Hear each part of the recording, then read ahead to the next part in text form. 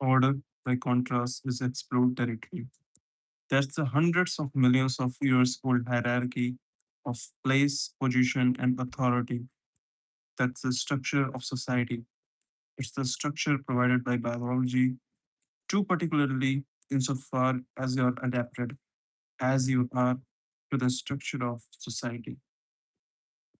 Order is tribe, religion, earth, home, and country. It's the warm, secure living room where the fireplace glows and the children play. As the flag of the nation, it's the value of the currency. Or is the floor beneath your feet and your plan for the day. As the greatness of tradition, the rows of desks in a school classroom, the trains that leave on time, the calendar, and the clock. Order is the public facade we are called upon to wear, the politeness of the gathering of civilized strangers, and the thin ice on which we all skate.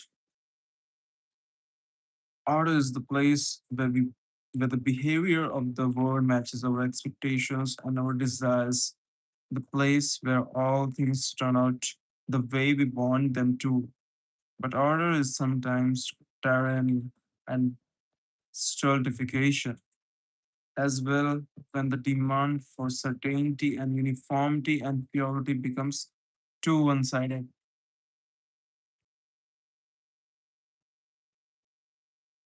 Where everything is certain, we are in order.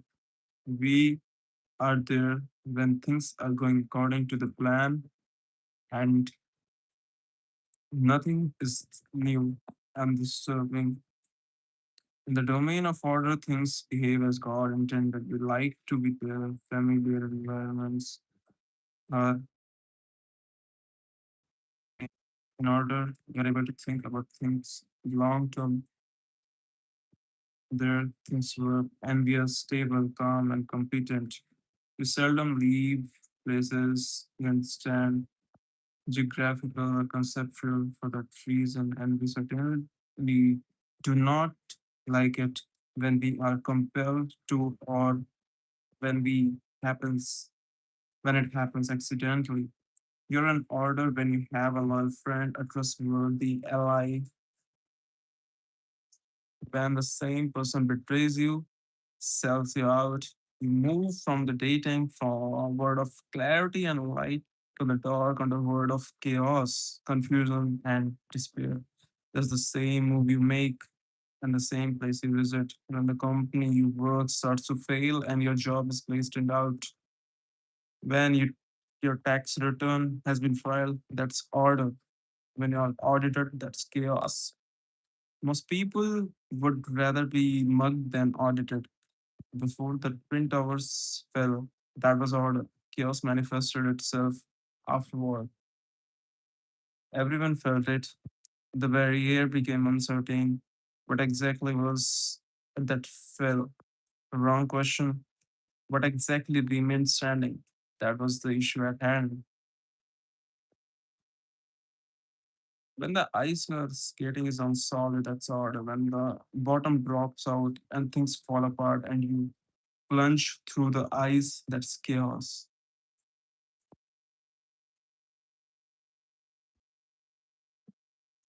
Order is the shire of Tolkien's hobbits.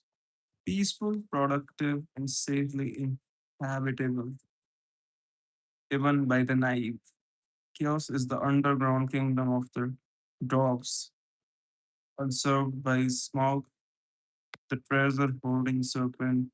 Chaos is the deep ocean bottom to which Pinocchio voyaged to rescue his father from monster, whale, and fire-breathing dragon. The journey into darkness and rescue is the most difficult thing a puppet must do if he wants to be real, if he wants to extract himself from the temptation of deceit and acting and victimization and impulsive pleasure and totalitarian subjugation. If he wants to take his place as a genuine being in the world, or is the stability of your marriage that's rested by the traditions of the past and by your expectations, grounded often invisibly in those traditions. Chaos is that stability crumbling under your feet when you discover your partner's infidelity. Chaos is the experience of reeling unbound and unsupported through space when you're guiding routines and traditions collapse. Order is the place and time where the oft invisible axioms you live by organize your experience and your actions so that what should happen does happen. Chaos is the new place and the time that emerges when tragedy strikes suddenly on malevolence reveals its paralyzing visage.